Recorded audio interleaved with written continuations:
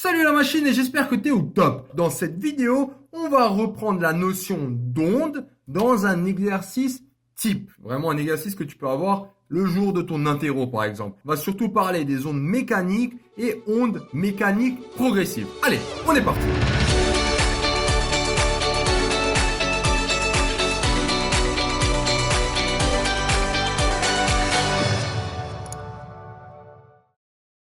Dans cet exercice sur les ondes, on va prendre un cas concret, celui d'un séisme. Alors, il y a différentes raisons qui peuvent causer un séisme.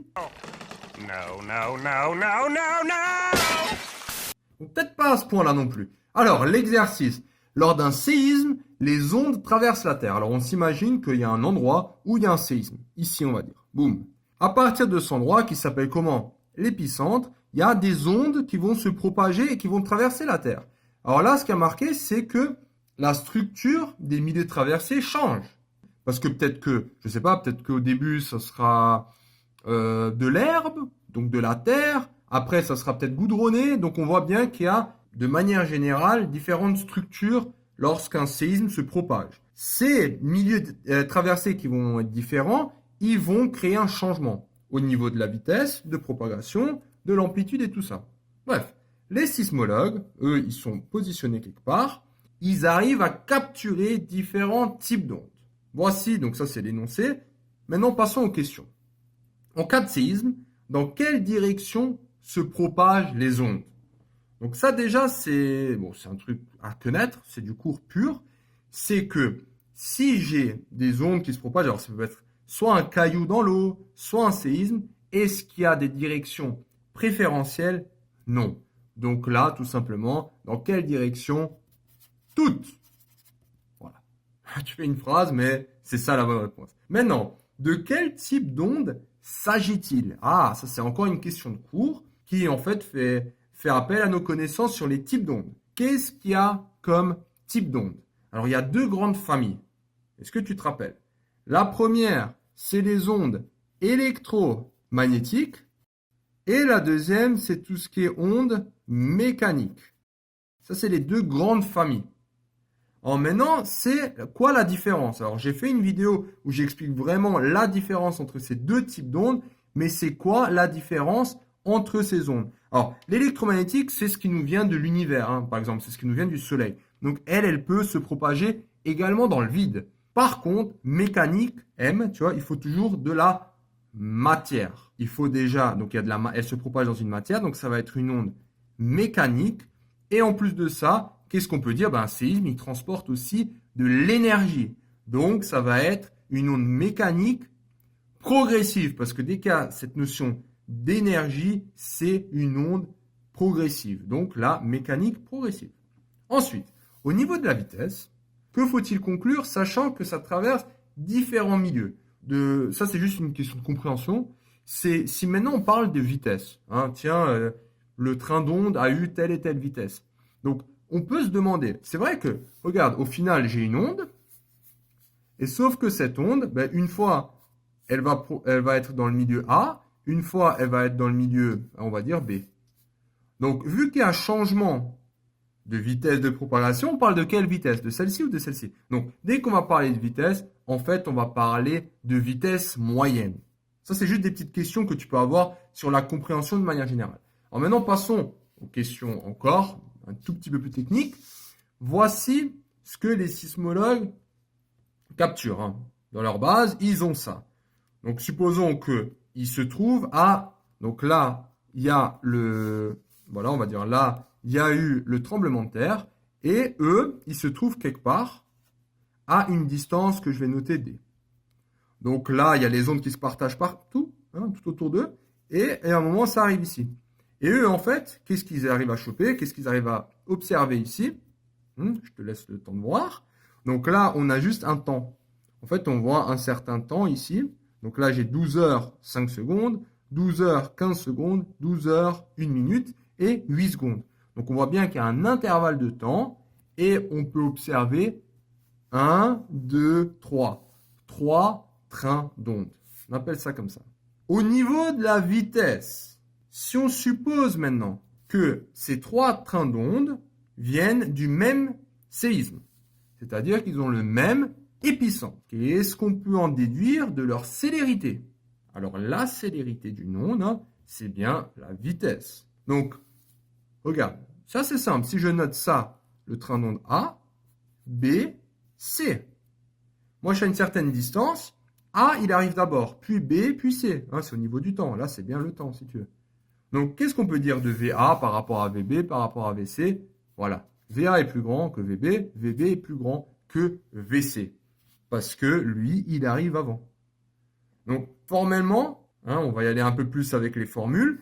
Si, à l'instant T0, il y a le tremblement de terre. Donc, c'est le début de la propagation. Et que les sismologues se trouvent justement, comme je t'ai dit, à une distance D, où ils font la mesure. La vitesse, c'est quoi? Quel est le rapport entre vitesse, temps et distance? Oui. Celle-là, on la connaît maintenant. Il faut quoi? Maintenant, il faut juste faire. Au niveau de la distance, c'est quoi? C'est la distance D. Les trois ondes sont capturées, sont mesurées au même endroit. Donc, on a bien 3 fois cette distance qui est là en haut. Par contre, au niveau du temps, ici, j'arrive à une vitesse A et à un temps A aussi. T'es d'accord? Donc, on va, si tu veux, on va coupler ça avec un temps A. Donc, il y aura le temps A ici, le temps B et le temps C. Donc, nous, ce qui nous intéresse, c'est le temps A et le temps 0. C'est ce qu'on appelle le retard. Donc, au niveau du temps, ce sera le temps A moins le temps 0. Ça, c'est bien le retard de l'onde. Donc, si là, j'ai midi, et là, j'ai 11h50, donc ça va être 10 minutes. Et là, ça sera le temps B moins le temps 0, et là, bien sûr, le temps C moins le temps 0. Donc, c'est bien ce qu'on appelle le retard de l'onde. Donc, voici la relation entre vitesse, distance et temps. Alors maintenant, on suppose dans l'exercice, et d'ailleurs c'est la dernière question, un tout petit peu plus difficile, que je connais VA, VB, TA, TB, ce qu'on vient de poser.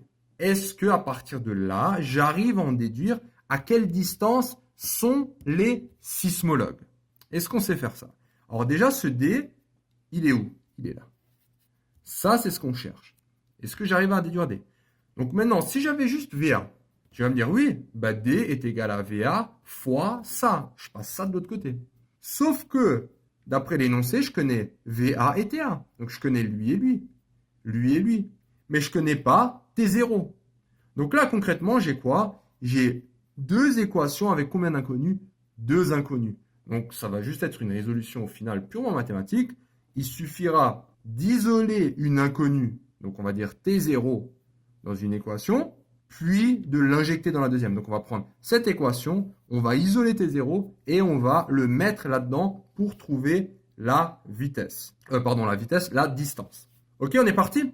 Allez, donc ici, je vais commencer par passer ça de ce côté et je divise par VA. Donc, j'obtiens bien TA moins T0 en haut et j'ai D divisé par VA. Jusqu'à là, tout va bien. À partir de là, je peux en déduire T0. Donc T0, il faut que je passe de ce côté. Donc j'ai T0 est égal à TA moins D sur VA. Donc c'est TA moins D sur VA. Voilà pour T0. Donc maintenant que j'ai T0, je peux mettre cette valeur où? Ici. Comme ça, j'aurai plus de T0 et ça, c'est que des valeurs que je connais et celle-là, c'est celle qui m'intéresse. C'est parti. Donc VB, ça me donne D sur TB moins cette valeur-là. Je l'ai ici. Maintenant, premier piège. Un moins devant les parenthèses. Donc déjà, on peut enlever ces parenthèses, mais il faut changer de signe. Donc là, j'ai un plus. À partir de là, moi, ce que j'aime bien faire, je vais tout mettre sur le même dénominateur en bas. Donc, je vais avoir D sur. Là, j'ai sur VA. Donc, je vais mettre lui sur VA, lui sur VA. Donc, pour ça, il faut multiplier. Donc, je vais multiplier par VA fois TB moins TA plus D. Le tout sur VA. Ok? Alors, est-ce que ça te fait un peu peur de voir des fractions comme ça? Ne t'inquiète pas. Ça, c'est juste un rappel maintenant du collège. Si cette forme, elle te fait peur, c'est quand tu as une division. Diviser, c'est multiplier par quoi? C'est multiplier par l'inverse. Donc, je vais avoir D fois l'inverse de ça. Donc l'inverse de ça, c'est le VA, il va en haut. Et j'ai VA, TB moins TA, plus D en bas. Et maintenant, on n'oublie pas, qu'est-ce qu'on cherche? Avant tout, donc là, j'ai VB égale à tout ça. Et moi, je cherche à isoler D. Donc là, j'ai juste arrangé la formule. Mais mon but encore, c'est d'isoler D. Donc, je vais commencer par monter tout ça. Donc, si je monte tout ça et que je le développe, ça me donne VB fois tout ça plus VB fois D. C'est ce que j'ai écrit ici. VB fois VA plus VB fois D est égal à D fois VA. Et on y est quasiment. Pourquoi? Parce que là, j'ai mon D et là, j'ai mon D. Donc, si je passe lui de l'autre côté, j'obtiens quoi? J'obtiens D facteur de VA moins VB est égal à tout ça. Donc, VA, VB, TB moins TA. Voilà, il est là. Donc, pour obtenir D, qu'est-ce qu'il faut faire? D, c'est juste tout ça divisé par ça. OK? Donc, comme dit, hein, c'est que des maths. Donc, c'est tout ça divisé par ça. Donc, tout ça, c'est VA, VB, TB moins TA sur VA moins VB. Voilà pour la solution finale. Donc, je reprends. Ah, voilà, là, tu vois bien. L'exercice, en gros, on a fait quoi? Donc, ça commençait un peu avec des notions du cours. Et ensuite, on a vu comment utiliser les définitions un peu des ondes, avec le retard des ondes, pour justement calculer des vitesses à un certain moment et aussi des distances. Voilà, félicitations d'être arrivé jusqu'au bout de cette vidéo.